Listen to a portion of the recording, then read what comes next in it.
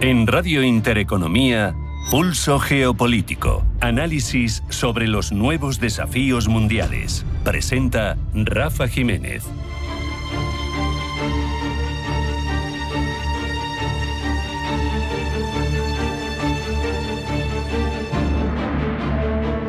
Bienvenidos a Pulso Geopolítico. Estados Unidos escenifica por enésima vez su deseo de que la Unión Europea salte por los aires.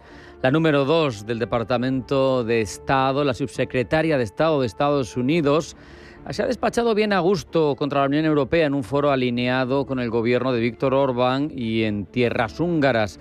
La relación entre Bruselas y Washington está enferma, está en coma. Hay una fractura creciente entre dos espacios que antes fueron incluso, pásmense, aliados. Es especialmente revelador cómo habla Rogers de superioridad moral, expresando opiniones que desde luego causan sonrojo cuando se escuchan en la voz de alguien con pasaporte diplomático. La afirmación de que gracias a ese pasaporte diplomático, el suyo, se puede decir en Europa lo que los ciudadanos europeos no pueden, introduce una narrativa profundamente ofensiva y difícil de sostener además empíricamente. La subsecretaria Sarah Rogers acusa a la Unión Europea de ser un espacio sin libertad de expresión. La llega a comparar con lo que sucedía con la Stasi y la República Democrática de Alemania y con otros sistemas autoritarios de tradición no democrática. Lo hace desde una posición de representante oficial de un aliado histórico. Y esto es un punto de inflexión en las relaciones bilaterales entre la Unión Europea y Estados Unidos, porque estamos ante la impugnación ideológica del proyecto europeo en su conjunto. No olvidemos, los que vivimos aquí lo sabemos de primera mano, que con sus defectos, que los tiene, lo que define hoy a Europa es la existencia de marcos jurídicos, muchos, que garantizan derechos frente al poder. Estados Unidos, precisamente, muestra ahora mismo todo lo contrario. Prácticas que erosionan principios básicos del Estado de Derecho, controles migratorios sin tutela judicial efectiva, se expulsa a gente sin pasar antes por un juez, algo que no hace ningún sistema democrático. Discursos como los de Vance, que otorgan inmunidad de facto a agentes del Estado, cosa que no pasa en ningún sistema democrático. Presiones políticas directas de su presidente contra medios de comunicación y figuras públicas críticas con el poder, exigiendo despidos, no es muy democrático. ¿Cómo hemos llegado a un punto en el que Washington no solo se distancia de Bruselas, que es legítimo, sino que la ataca abiertamente? Y es que hay que entender que el trumpismo no es un estilo político, es una doctrina que desconfía de las estructuras multilaterales, que rechaza marcos normativos compartidos y que concibe la política internacional como una suma de relaciones de esas fuerzas bilaterales. Y claro, en un mundo de ese tipo, en un mundo ideal para Washington, la Unión Europea no es un incordio, es un verdadero problema en sí mismo, porque es grande, en lo económico al menos, es reguladora, es normativa, es capaz de imponer reglas, que es lo que les duele, que afectan a plataformas y actores estadounidenses que camparon a sus anchas en territorio europeo durante décadas. La Unión Europea no molesta por ser débil, molesta porque actúa como un bloque. Por eso, fragmentar Europa para Washington es un objetivo estratégico. Una Europa dividida a 27 voces es manejable. Una Europa que hable con una sola voz es un competidor. El discurso sobre la supuesta censura europea funciona además como un arma arrojadiza en plena batalla económica. Defender esa presunta libertad de expresión de la que carecen los ciudadanos europeos, según la señora Rogers, se convierte en una coartada para deslegitimar cualquier marco legislativo, regulatorio, que limite el poder de las plataformas privadas tecnológicas de Estados Unidos en suelo europeo. Uno se pregunta, ¿estamos realmente tan alejados? Pues la respuesta es incómoda y es que sí. Mucho más de lo que algunos proestadounidenses en Europa quieren admitir. Es lógico que sean proestadounidenses muchos de los ciudadanos europeos. Es lógico si uno mira la historia, si uno mira muchas de las relaciones históricas, de las protecciones. Nada que alegar en este caso.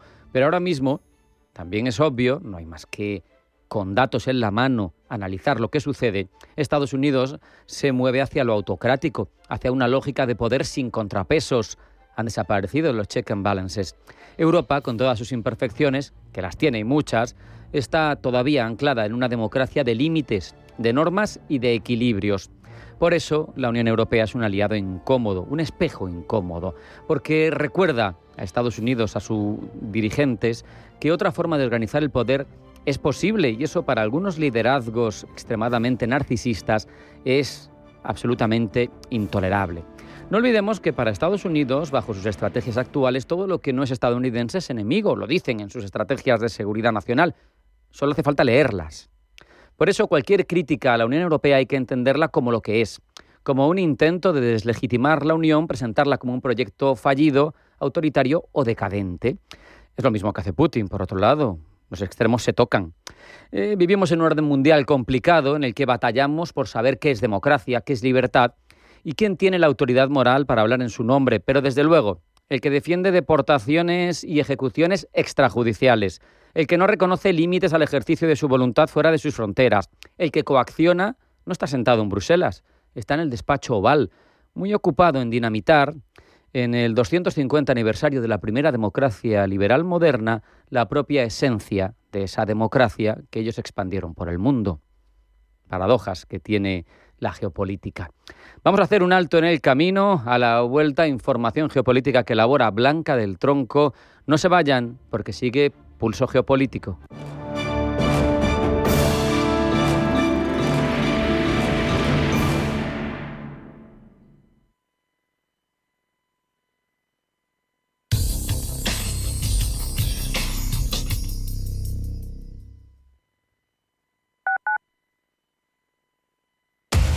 Somos aquello que siempre quisiste ser. Creamos aquello que siempre quisiste tener. Las reglas del juego han cambiado. Somos traders. Operamos. Black Bear Broker. El broker de los traders. ¿Por qué ayudan los que ayudan? Trabajadores sociales, educadores, voluntarios, investigadores. A pesar de las dificultades, dedican su día a día a ayudar a los demás porque creen en la utopía de una sociedad más justa para todos. Porque lo imposible solo es un poco más difícil que las cosas difíciles. Fundación La Caixa. Creer para transformar. Atención inversor, únete al club de inversión de Grupos Eneas. Estamos especializados en la compra, reforma y venta de inmuebles y otros activos, ofreciendo rentabilidades muy atractivas. Coinvierte con nosotros. 91 639 0347. Grupos Eneas, tu aliado en la inversión. Alibaba es un consorcio privado chino que posee 18 subsidiarias con sede en Guangzhou dedicada al comercio electrónico en Internet. El empresario chino Jack Ma fundó el portal electrónico en 1999 y hoy es la web que más operaciones mueve entre empresas que desean comprar productos. En 2010 la compañía dio un paso más allá y fundó AliExpress para conectar con compradores particulares. Alibaba anunció hace un mes que invertiría más de 50.000 millones de dólares en los próximos 3 años en IA, aunque las inversiones y los planes no solo las hará por sí solo. La compañía china llevará a cabo una alianza estratégica con Butterfly Effect. Como pasa con todas las empresas del gigante asiático, tiene un ojo puesto a las medidas arancelarias de Donald Trump y a las respuestas del país asiático a estos gravámenes.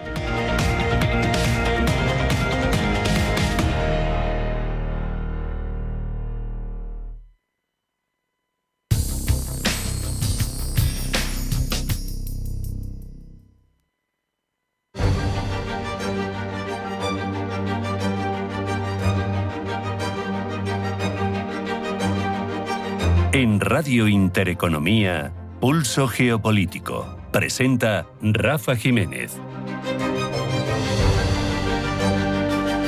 Afrontamos ya toda la información geopolítica que elabora Blanca del Tronco. Blanca, bienvenida, buenas tardes. Buenas tardes. Cumbre informal de líderes europeos en Bélgica. Los líderes de la Unión Europea celebran una cumbre informal en la que discutirán cómo potenciar la competitividad de los 27, sacar más partido de su mercado único y avanzar en su autonomía estratégica en el actual contexto de rápidos cambios geopolíticos. El presidente del Gobierno respaldará en esta reunión que se puede avanzar en la competitividad o el mercado único europeo, permitiendo, si es necesario, velocidades distintas de integración. En Bruselas, entre tanto, reunión de ministros de defensa de la OTAN. Reunión en la que abordarán el apoyo a Ucrania. Tras esta primera reunión, nueva sesión del grupo de contacto que da respaldo militar a ese país invadido por Rusia. Rusia, por cierto, lanzó anoche 219 drones drones y 24 misiles contra Ucrania en un nuevo ataque masivo dirigido principalmente contra la infraestructura energética de Kiev, en Dnipro y Odessa, 3 de las principales ciudades ucranianas. Según el alcalde de Kiev, en 2.600 edificios de viviendas de la capital ucraniana se han quedado sin calefacción. Por cierto, que la economía rusa se beneficia de la subida del oro. La alicaída economía rusa se está beneficiando de la revalorización del oro, que supone casi el 50% de las arcas estatales en pleno descuadre de presupuestos por la guerra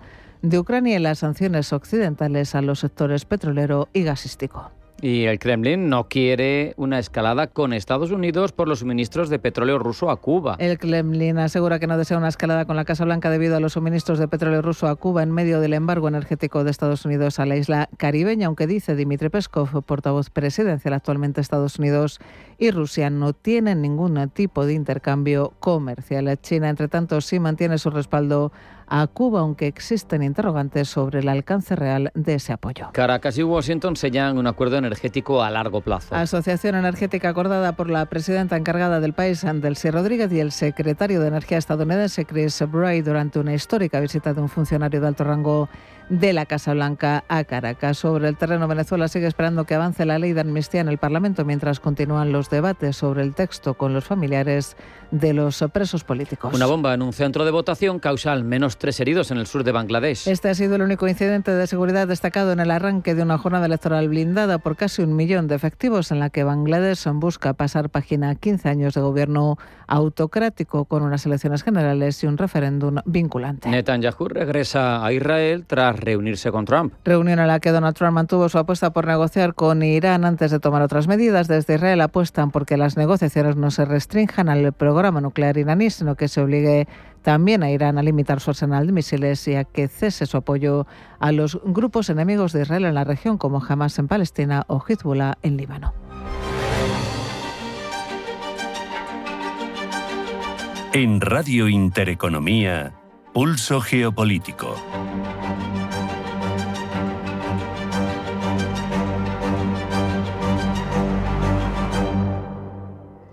Entramos en esa información geopolítica en profundidad, Blanca. Primera parada Bilsa en Bélgica, donde se reúnen este jueves los líderes de la Unión Europea. No es una reunión formal o decisoria, sino más bien un encuentro estratégico para debatir ideas y coordinar políticas en un momento geopolítico global desafiante. En este encuentro, convocado en un castillo medieval de la provincia flamenca de Limburgo, próxima a la frontera con Países Bajos, los jefes de Estado y de Gobierno de los 27 abordan ideas concretas planteadas por Bruselas y por capitales europeas, como el Made in Europe o la puesta en marcha de una Europa a 2 velocidades ante la falta de consenso entre los 27, propuesta que apoya el presidente francés Emmanuel Macron. Y así vamos a avanzar. Lo importante, como acabamos de comentar con nuestros colegas, es que avancemos con rapidez y tomemos decisiones muy concretas para junio. Y revisaremos nuestro progreso juntos en junio. Y ciertos temas, si no avanzamos como grupo de los 27, nos reservamos el derecho a fortalecer la cooperación para acelerar el proceso. Macron se ha mostrado partidario, además, de actuar rápido y tomar decisiones concretas. La prioridad es tener una reacción a muy corto plazo, que consiste en implementar todo lo acordado y avanzar mucho más rápido en la simplificación, la profundización del mercado único, la energía y las cuestiones financieras. Declaraciones del presidente francés a su llegada a la cumbre junto con el canciller alemán Friedrich Merz, quien también se ha mostrado partidario de que la Unión Europea sea más rápida en la toma de decisiones. No se tomará ninguna decisión sin un debate sobre la competitividad y la culminación del mercado único europeo. Queremos que esta Unión Europea sea más rápida, queremos mejorarla, sobre todo queremos asegurarnos de tener una industria competitiva en Europa. La jefa de la diplomacia comunitaria, Kaja Kallas, por su parte ha rechazado que la Unión Europea establezca medidas proteccionistas. También tenemos que lidiar con las prácticas económicas coercitivas provenientes de China que perjudican gravemente a nuestras empresas, eso es seguro. Y como decimos, Kaja Kallas ha rechazado que la Unión Europea establezca medidas proteccionistas.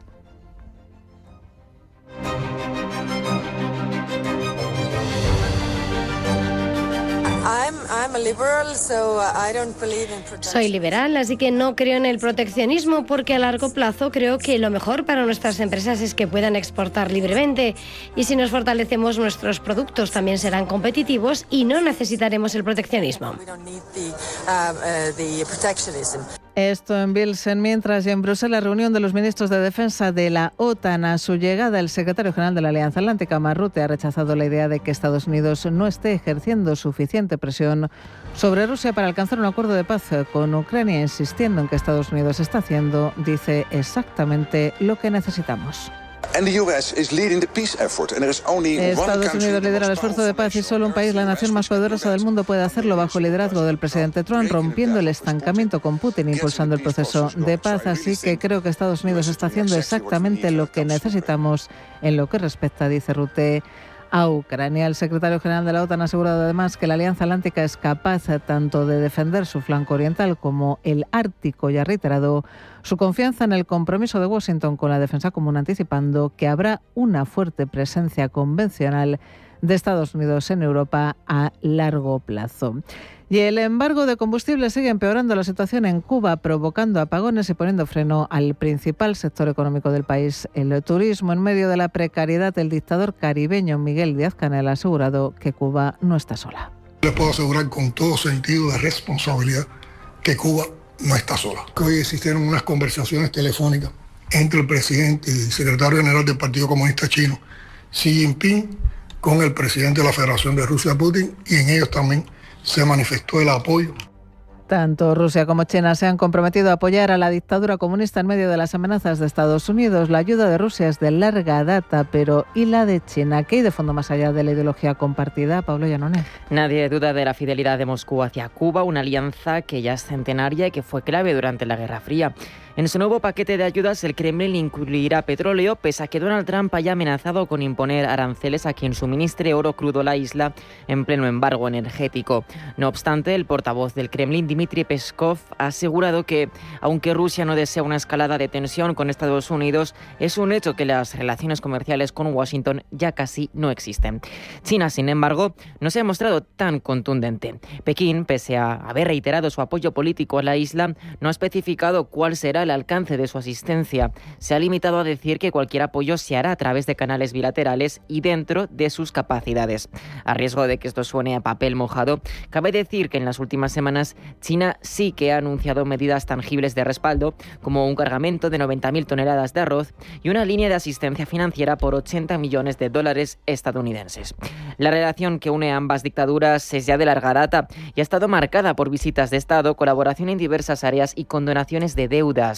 China ha aterrizado en la isla, además, su modelo de neoimperialismo, muy activo en África, es decir, el impulso a infraestructuras críticas.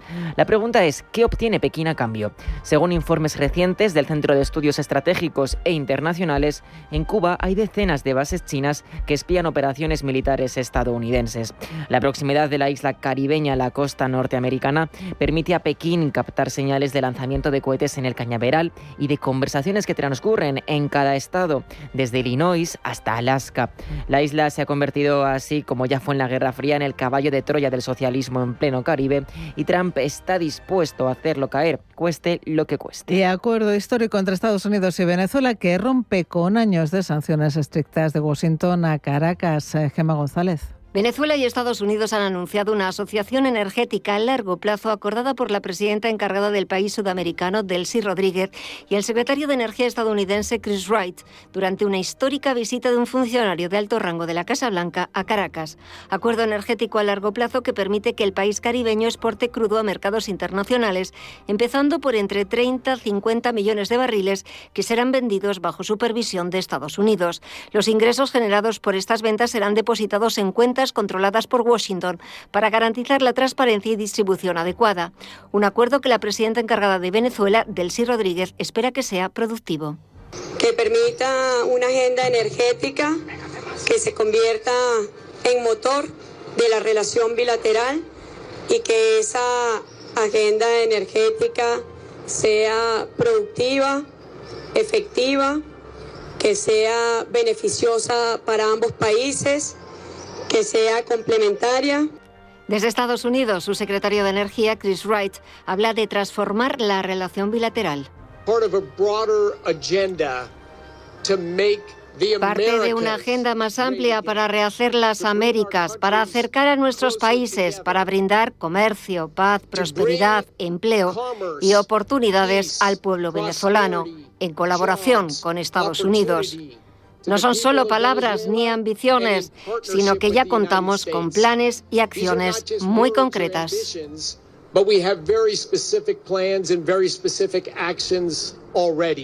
El acuerdo supone un alivio parcial de las sanciones de Estados Unidos sobre Venezuela. La Casa Blanca ha emitido una licencia general que facilita el transporte, la exportación y nuevas inversiones petroleras en Venezuela, aunque todavía bajo reglas de control y supervisión estadounidense. También se permite la entrada de equipos, repuestos y servicios petroleros para modernizar la producción. Grandes compañías energéticas además están solicitando licencias individuales para participar. El acuerdo busca varios propósitos estratégicos: incrementar la producción petrolera venezolana, modernizar infraestructuras energéticas, reactivar inversiones estadounidenses en el sector energético y estabilizar la economía venezolana. Y mientras la tensión entre Irán y Estados Unidos se relaja, Trump y Netanyahu se han reunido en la Casa Blanca. La conversación transcurrió al margen de la prensa y poco sabemos, salvo que han llegado a un entendimiento sobre las negociaciones entre Teherán y Washington. Pablo. Pocos titulares nos ha dejado esa reunión nocturna de 3 horas debido a la ausencia de la prensa. Donald Trump asegura haber insistido en que las negociaciones estadounidenses con Irán tienen que continuar. Parece, por tanto, que era cierto lo que sospechaban algunos analistas, que Netanyahu acudía a Washington con la idea de frustrar la actual desescalada entre Estados Unidos y los ayatolás. Dada la negativa de Trump y a la espera de que se celebre la segunda ronda de negociaciones entre la delegación estadounidense e iraní, Netanyahu habría aprovechado el silencioso encuentro para exigir que se consideren las necesidades de seguridad de Israel. Otro tema que ha sido abordado en la reunión ha sido, según ha dicho Donald Trump, el tremendo progreso, ha dicho textualmente, que se está logrando en Gaza. Declaraciones que llegan mientras su plan de 20 puntos para poner fin a la guerra y reconstruir el enclave palestino se ha estancado, con importantes discrepancias sobre medidas como el desarme de Hamás a medida que las tropas israelíes se retiran por fases. En el marco de este plan, precisamente, es posible que Trump y Netanyahu se vuelvan a ver las caras en poco tiempo. El presidente estadounidense planea celebrar la próxima semana la primera reunión de su Junta de Paz.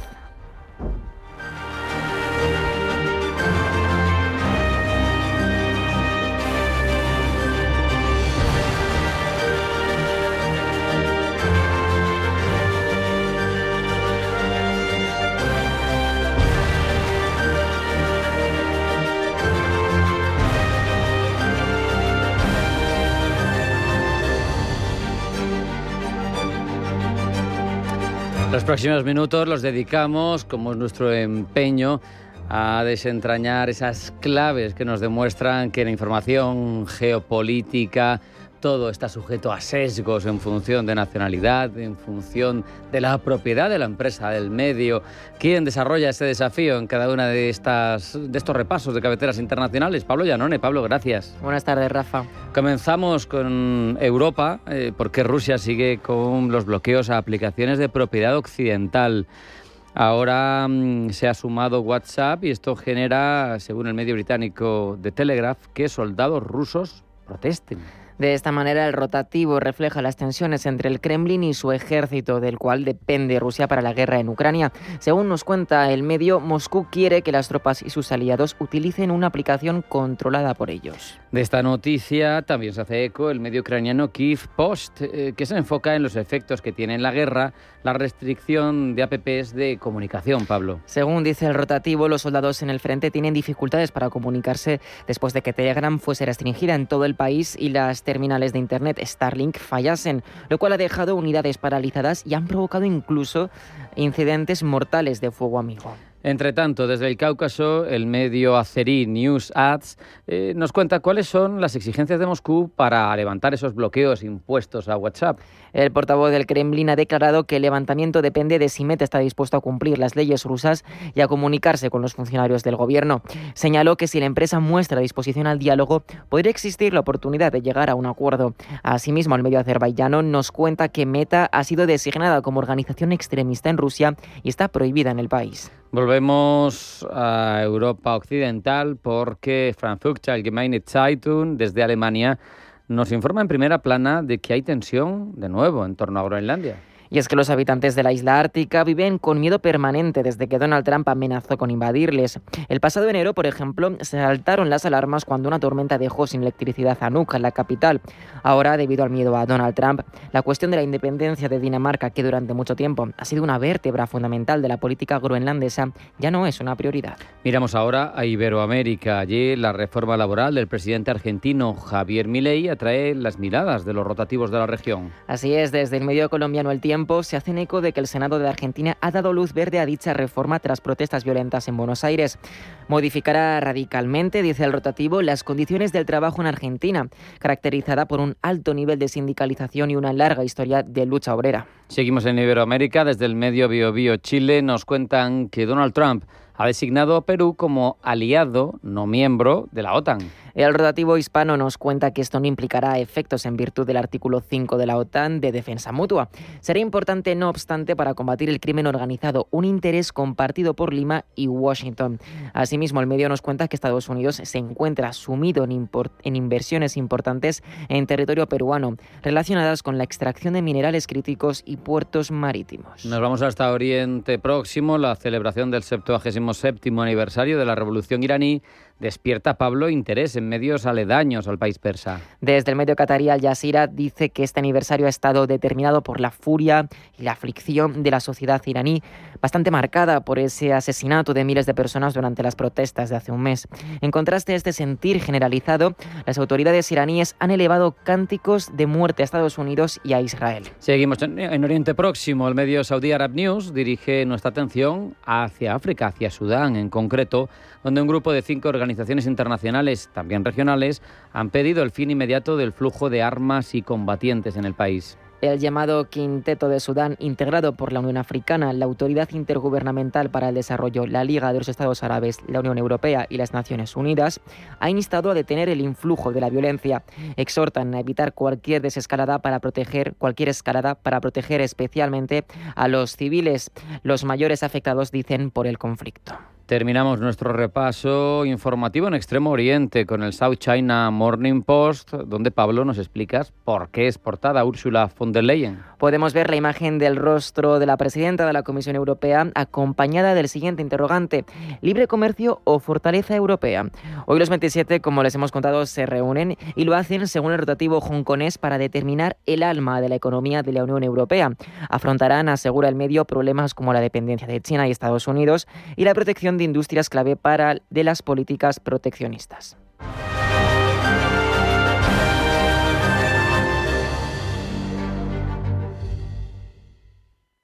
Analizar la bolsa al milímetro es muy importante, pero no deja de ser el 5% del mercado. Si quieres llegar al otro 95%, la respuesta está en el private equity y la herramienta es Crescenta. Completa tu visión, diversifica tu cartera e invierte como imaginas en crescenta.com. La inversión tiene riesgos. Más información en crescenta.com/condiciones. ¿Tienes un bar, restaurante u hotel? No te pierdas HIP, Horeca Professional Expo, la mayor feria europea de soluciones Horeca que te ayudarán a mejorar la rentabilidad de tu negocio. Descubre las últimas tendencias y productos en alimentación, bebidas, menaje, mobiliario, diseño, tecnología, maquinaria de más de 1000 marcas expositoras junto a más de 700 expertos que presentarán las mejores estrategias y herramientas para llevar tu negocio de hostelería a una nueva dimensión. Del 16 al 18 de febrero en IFEMA Madrid. Entra en expohip.com y consigue tu entrada. El Varadero, en Radio Intereconomía, te invita a navegar por los puertos de España. Descubre tradiciones, historias, cultura marinera y la actualidad del sector marítimo. Del Cantábrico al Mediterráneo, pasando por Baleares y las Canarias. Cada jueves, de 10 a 11 de la noche, en Radio Intereconomía.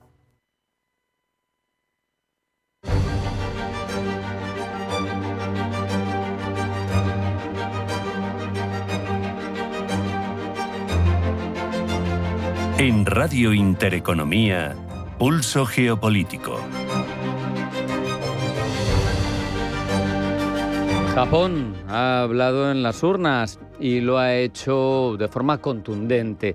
Las legislativas de comienzos de febrero han otorgado a Sanai Takaichi una mayoría inédita que refuerza su agenda política en un momento verdaderamente clave para el país, con un entorno regional cada vez más tenso, también con un debate interno abierto en torno a cuestiones clave, no solo económicas, que también, sino la seguridad, la autonomía estratégica.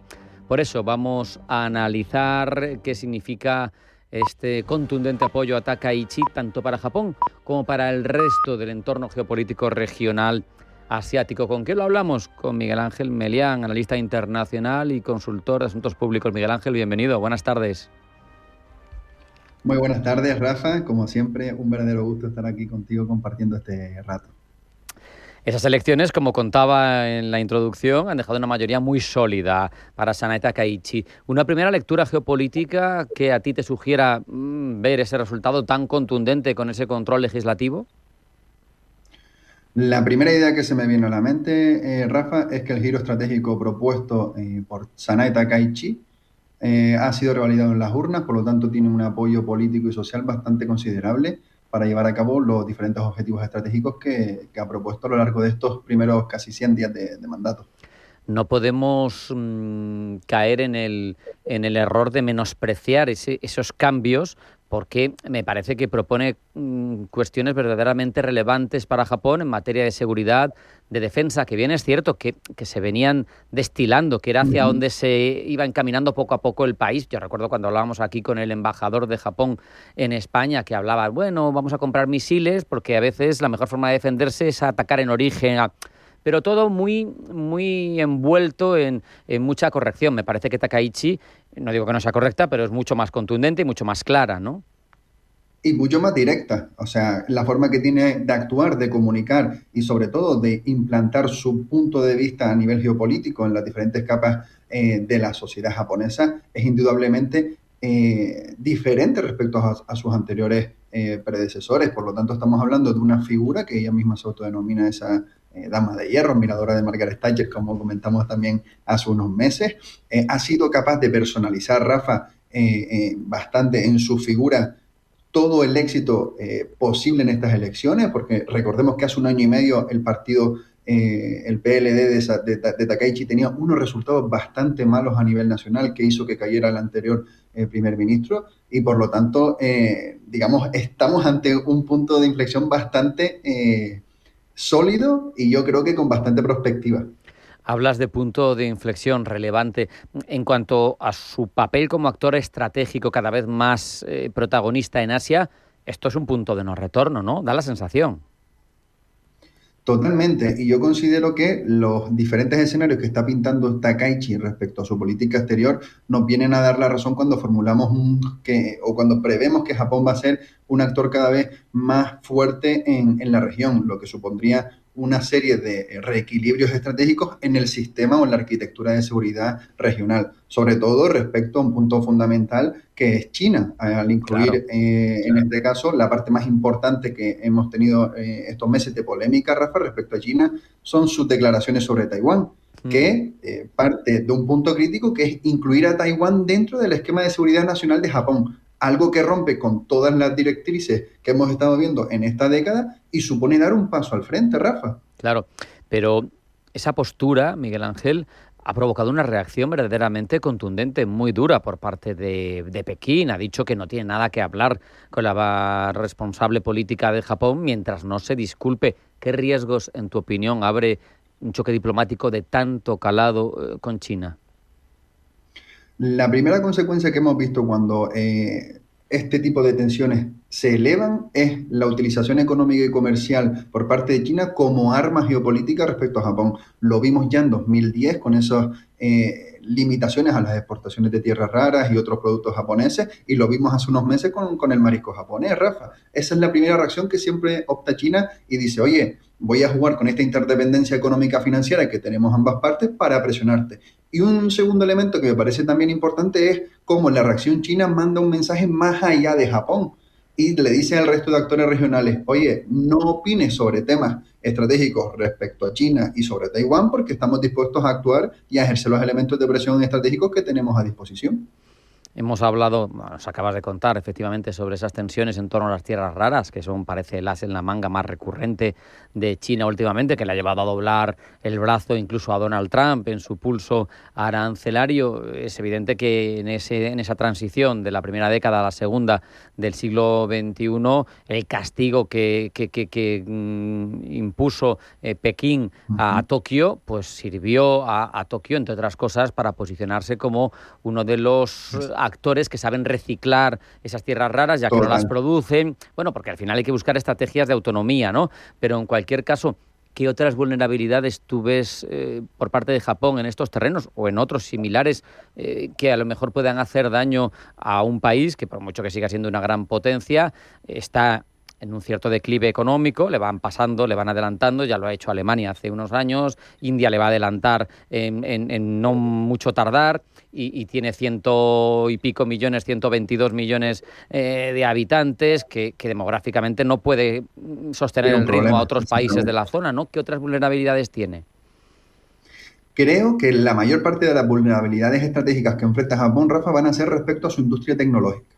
¿Por qué? Porque es una industria que demanda de bastantes nodos en una cadena de suministro que cada vez es más vulnerable para Japón y por ello el país nipón está intentando impulsar sus alianzas con los países de la zona que más o menos vean también sus intereses amenazados por todas las ambiciones chinas. Véanse los recientes acuerdos con Filipinas o Vietnam o incluso también con la India para el procesamiento de tierras raras. Otra segunda capa, Rafa, también es relacionada con los minerales críticos, que también es fundamental para diferentes tecnologías militares, defensivas y económicas también, que Japón necesita para seguir impulsando toda su maquinaria económica. Japón actualmente produce casi el 45% de todos los robots mundiales y China es un gran consumidor también de ese mercado, por lo tanto se dan otras derivadas que también puede ejercer presión respecto a China.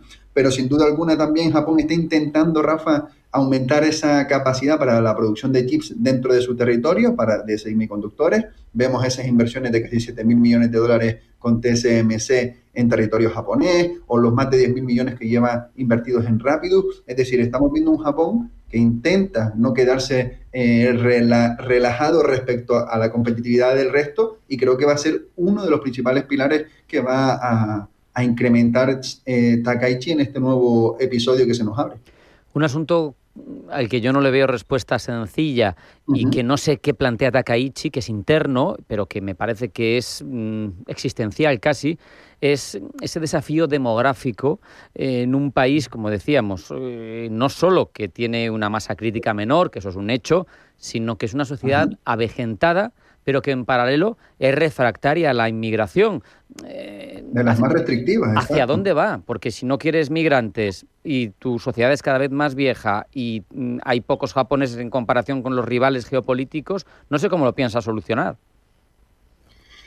Yo creo que el foco va a estar situado, Rafa, en intentar incrementar la productividad, tanto en términos económicos como el hecho de fomentar las políticas de favorecer, digamos, la tenencia de hijos, de formar cada vez más familias y demás. Para eso va a ser fundamental todo lo que viene hablando Takaichi, de esa expansión económico-fiscal, de ese incremento de la masa monetaria, de esa rebajada de impuestos, pero claro, también tiene que mantener el ritmo productivo que lleva, porque las jornadas laborales en Japón son muy distintas a las que estamos acostumbrados aquí en Europa, por ejemplo, y eso también va a ser un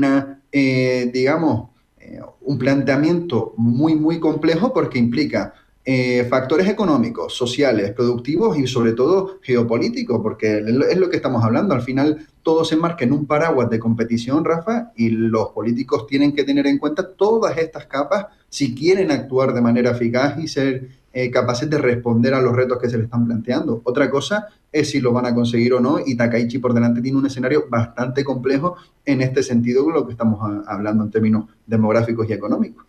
Si miramos de nuevo hacia afuera, nos contabas que uno de las vías que puede explorar Takaichi es sin duda esos otros que tengan miedo a China, ¿no? Pero uno se pregunta en ese contexto de lucha geopolítica asiática, ¿no no sé si puede ser líder, si puede erigirse el líder cuando todos conocemos, y los países del entorno mejor que nosotros, todas esas deudas históricas, ¿no?, que tiene Japón por sus hechos del pasado. No sé si puede ser líder regional para, junto con otros actores, contener la influencia china cada vez más pujante en todo el este, en toda Asia, ¿no?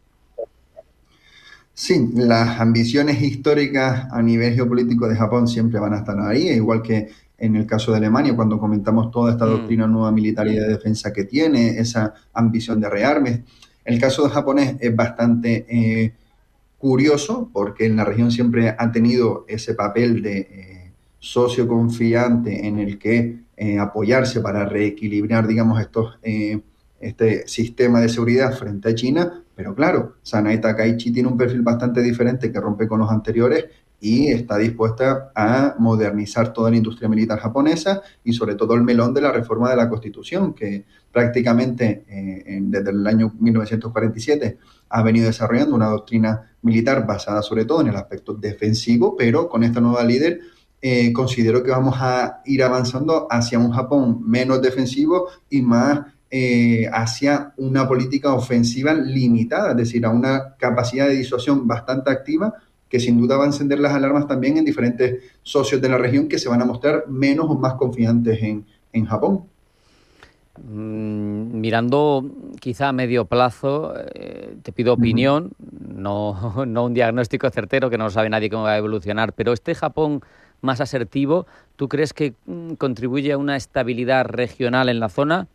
¿O al revés, es un elemento más a tener en cuenta de desequilibrio porque es otro actor, como decíamos, con un lastre histórico, pero con potencia, con un vínculo muy claro con Estados Unidos, con grandes bases de Estados Unidos en su propio territorio?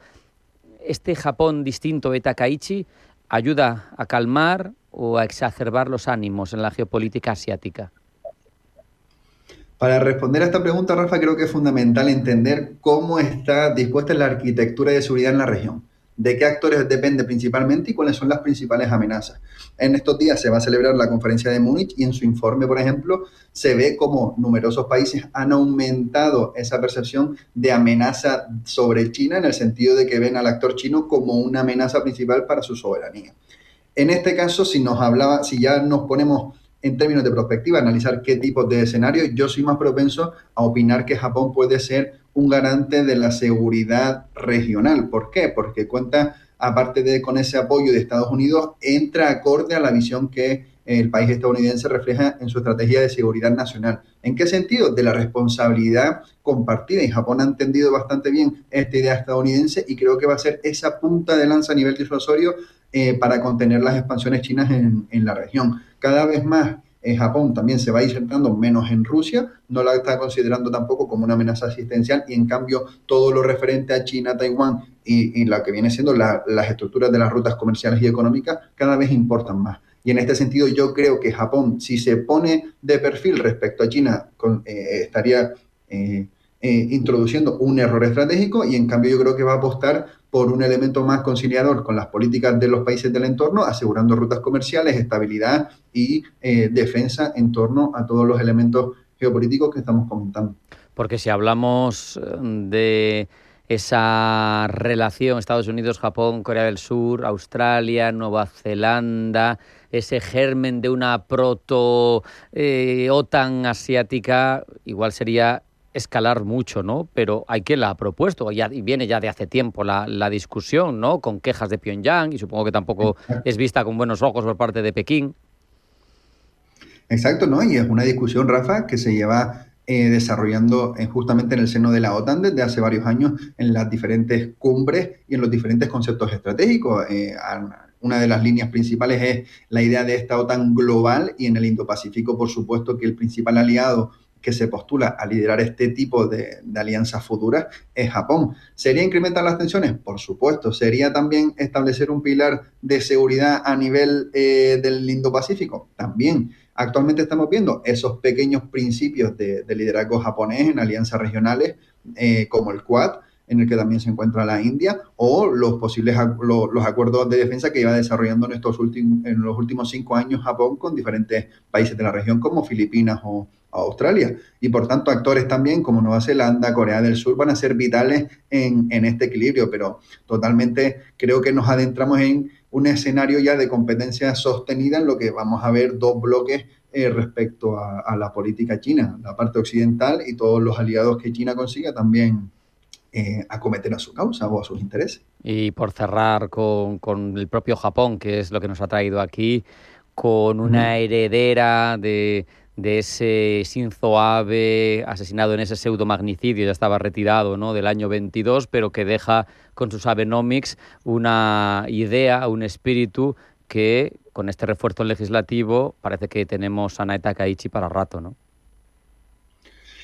Me temo que sí, pero va a ser bastante interesante también, Rafa, pues sobre todo por el apoyo y el gran apoyo que ha recibido en términos electorales. Por lo tanto, creo que vamos a ver un escenario de competencia bastante entretenido en esta región. Japón va a ser líder indiscutible en cuanto a disuasión se refiere de las manos de los estadounidenses y va a tener que lidiar con los problemas económicos y sociales que hemos ido abordando a lo largo de esta charla.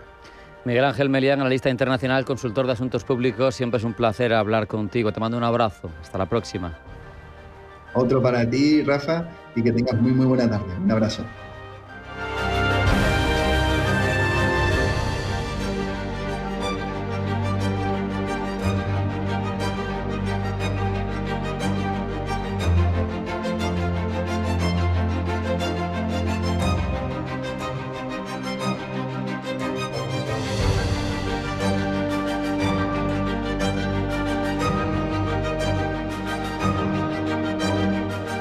En Radio Intereconomía, Pulso Geopolítico. Presenta Rafa Jiménez.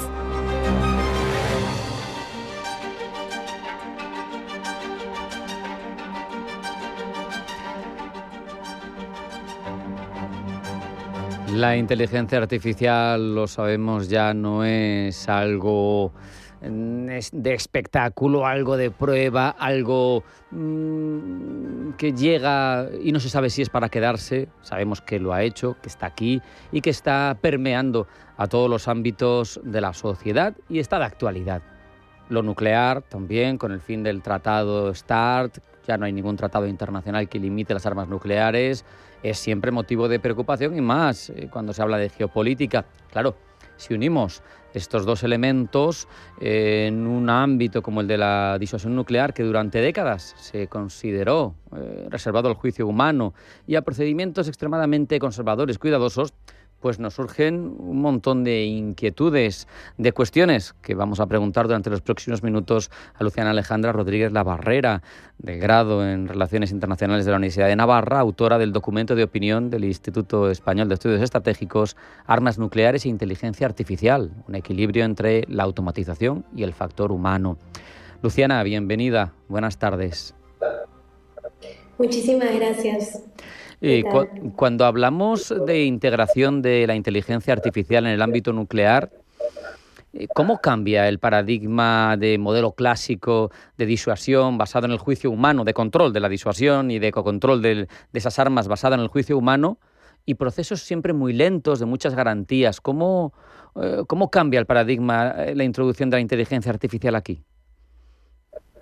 Bueno, hoy en día tenemos la nueva integración de la inteligencia artificial dentro de este ámbito nuclear y hoy en día, justo a lo largo del documento de opinión, fundamento y justifico muchas mejoras que puede traer la inteligencia artificial en este ámbito nuclear, pero también muchos riesgos, ¿no? Y justo menciono 4 riesgos muy importantes que a mi parecer hay que tener en cuenta cuando hablamos de esa nueva convergencia entre estas nuevas fuerzas.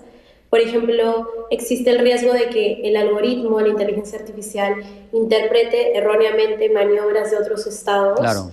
En segundo lugar, también existe, por ejemplo, este sesgo de automatización. Puede haber vulnerabilidad y saboteo cuando se integra esta fuerza, y también puede haber el vacío de la responsabilidad, es decir, ¿quién es el encargado de tomar estas decisiones, ¿no? Vamos a ahondar en algunos de esos, tanto elementos positivos que pueda haberlos como negativos. Una parte central en tu documento, de tus argumentos, es la necesidad de preservar esa supervisión humana, ¿no?, en una decisión crítica, porque hablas de human in the loop en un escenario de crisis nuclear, con minutos para decidir. ¿Qué límites pondrías a la automatización tú? Personalmente consideraría en primer lugar, hacer una regulación, así como ya existe previamente para las armas nucleares, realizar una regularización específica del uso de inteligencia artificial en el ámbito nuclear y en el ámbito de defensa y estrategia. Es importante tener en cuenta de que, desde mi punto de vista, la última decisión siempre la tiene que tomar el ser humano, es decir, el factor humano tiene que seguir prevaleciendo a pesar de la inteligencia artificial, y el uso ético y responsable de este en una regulación específica. Defiendes que la inteligencia artificial, por no incidir en la parte negativa o en el peligro solo, pues también puede ser una herramienta valiosa, ¿no?, a la hora, por ejemplo, si se articulan a futuro, por ejemplo, nuevos tratados, si se hacen escenarios de simulación, la potencia de cálculo y de mostrarnos esos escenarios de la inteligencia artificial es muy positiva y a niveles como no hemos visto en el pasado. ¿Cuál sería, en tu opinión, el punto dulce, ¿no?, entre usar la inteligencia artificial y evitar que aporte riesgos, que desestabilice? De por sí la inteligencia artificial puede ser de muy gran ayuda porque la inteligencia artificial es capaz de procesar millones de datos, cantidades muy fuertes de datos al mismo tiempo, entonces puede ayudarnos en la velocidad y precisión de tomas de decisiones estratégicas en el ámbito nuclear. Por otra parte, también nos puede ayudar a detectar y analizar de manera más positiva posibles ataques que pueden venir de otros estados, pero por eso es importante tener una regularización específica del uso de esta fuerza en este ámbito nuclear para que estas ventajas prevalezcan más que los riesgos, ¿no? Claro. Los marcos jurídicos que hemos tenido, históricos, para controlar este tipo de armas, obviamente, como no había una inteligencia artificial bien desarrollada, pues no estaban preparadas para contemplar esa variable, ¿no? Si tú tuvieras que proponer a futuro, ya que ahora no hay tratado sobre la mesa, algunos principios mínimos para ese futuro acuerdo internacional sobre inteligencia artificial y armas nucleares, o sobre armas nucleares en general, pero contemplando la existencia de la inteligencia artificial, ¿cuáles serían esos principios mínimos, en tu opinión? Bueno, basándome un poco en la investigación que he realizado y también en la reciente ley de inteligencia artificial también promovida por la Unión Europea en el 2024, creo que puntos claves debe ser siempre el factor humano, que es lo que siempre voy a defender, el factor humano en la toma de decisiones. En segundo lugar, transparencia que va a ser difícil porque de por sí ya hay varios estados que carecen de esta transparencia, por ejemplo, al decir cuántas ovejas nucleares tienen en su territorio, pero creo que la transparencia es otro pilar fundamental cuando hablamos de esta nueva regularización internacional a la que todos los estados deberían comprometerse. Y por último, el uso ético y racional, ¿no? Ético en el sentido de que, y conectado también con el factor humano, ético porque al final, la inteligencia artificial puede ayudarnos muchísimo, pero si lo usamos de manera ética y responsable, este factor humano siempre va a prevalecer y de esa manera también podemos evitar escaladas no intencionadas, ¿no? O conflictos debido a un mal uso o a este sesgo automático de la inteligencia artificial. Insistías en tu respuesta en la transparencia, sin duda fundamental para que evolucionemos, para que controlemos este tipo de armas, la confianza, la supervisión en el uso de la inteligencia artificial, pero claro, eso parece que solo tiene sentido articularlo, por lo menos a mí solo se me ocurre a través de organismos como Naciones Unidas, como la Organización Internacional de Energía Atómica, pero claro, vivimos en un momento del orden mundial en el que el multilateralismo está de cierta capa caída, por lo menos según defiende el hegemón, ¿no? Donald Trump no le gusta lo multilateral, se sale de tratados, intenta restarle peso. Yo te pregunto, ¿cómo podemos dar pasos para, sin esperar a un gran tratado y con unos organismos multilaterales de capa caída, supervisar en condiciones el uso de inteligencia artificial en las armas nucleares? ¿Se te ocurre alguna vía?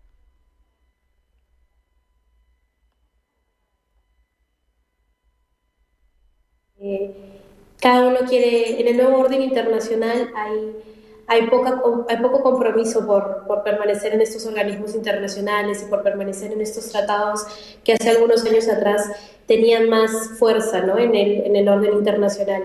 Entonces, considero de que estas nuevas regulaciones deberían pues, considerar todos los puntos de vista, pero sí es cierto de que organismos como la ONU, como la OEA, tienen que tener un poco más de fuerza, ¿no? en estas directrices y en estas regulaciones, pero a pesar de eso, los estados van a seguir desarrollando, ¿no? más armas nucleares, introduciendo más inteligencia artificial. Ya lo está haciendo Rusia con su nuevo dron submarino Poseidón, Corea del Norte, Estados Unidos. Entonces, hoy en día considero de que ya no es el Estado más poderoso quien más ovijas nucleares tiene, quien más armas nucleares tiene, sino quién va a poder introducir la inteligencia artificial en este sistema de defensa y estrategia nuclear. De tus palabras y también de la lectura de tu documento, me quedo con que no tenemos que renunciar al uso de la inteligencia artificial en torno a las nucleares, pero que sí que hay que poner un límite en la capa de seguridad, en la toma de decisiones, y también me quedo en que no podemos tampoco ser alarmistas, ¿no? Tenemos que seguir dando pasos hacia control con cabeza, con transparencia y no renunciar a la tecnología, pero a la vez defender que no se usen estas armas, ¿no? Un equilibrio. Así es, lo más importante es que el factor humano prevalezca en todo momento.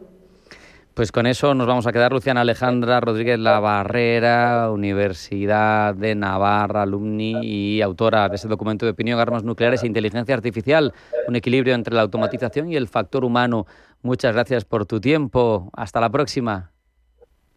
Muchas gracias por la invitación.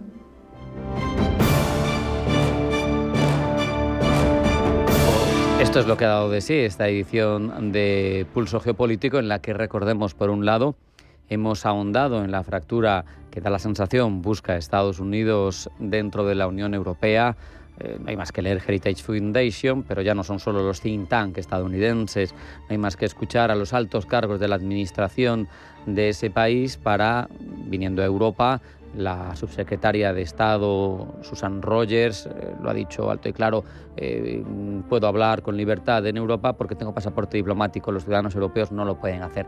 El caso, hemos hablado de esa controversia con un presunto socio, también les hemos contado todas las noticias, tanto en forma de titulares como de crónicas, hemos repasado las cabeceras internacionales y hemos ahondado en dos asuntos relevantes de la geopolítica en este momento. Por un lado, nos hemos ido hasta Asia, el punto caliente del mundo, el eje fundamental de la geopolítica mundial, y ahora mismo cambiando los equilibrios con ese refuerzo que ha vivido la máxima responsable de la política japonesa, Sanae Takaichi, con un control absoluto de las cámaras legislativas y cada vez con mayor peso hacia lo militar, algo que le exigía también, por otra parte, Donald Trump, y que va a cambiar las ecuaciones de poder sin duda en ese eje Asia-Pacífico. No nos hemos olvidado de las armas nucleares, más de actualidad que nunca por esa caducidad del tratado que las limitaba. Ya no hay ninguno sobre la mesa y hemos reflexionado sobre la irrupción de la inteligencia artificial en su control.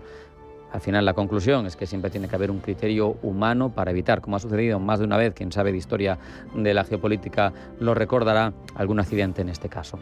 Hasta aquí Pulso Geopolítico. Sean felices, pasen buena tarde y mañana más Pulso Geopolítico. Hasta mañana.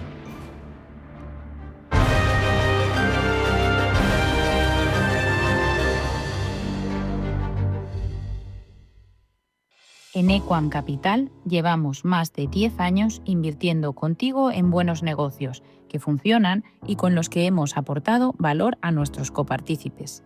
Descubre lo fácil que es invertir con nosotros a través de tu banco en www.equamcapital.com.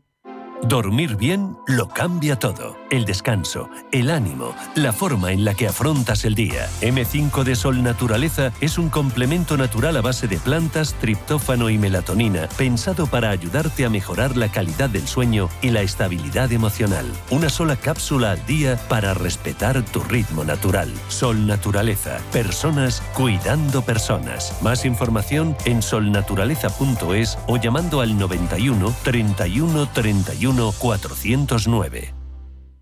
Los viernes a las 10 de la noche nos visita un gato, el Gato Gourmet.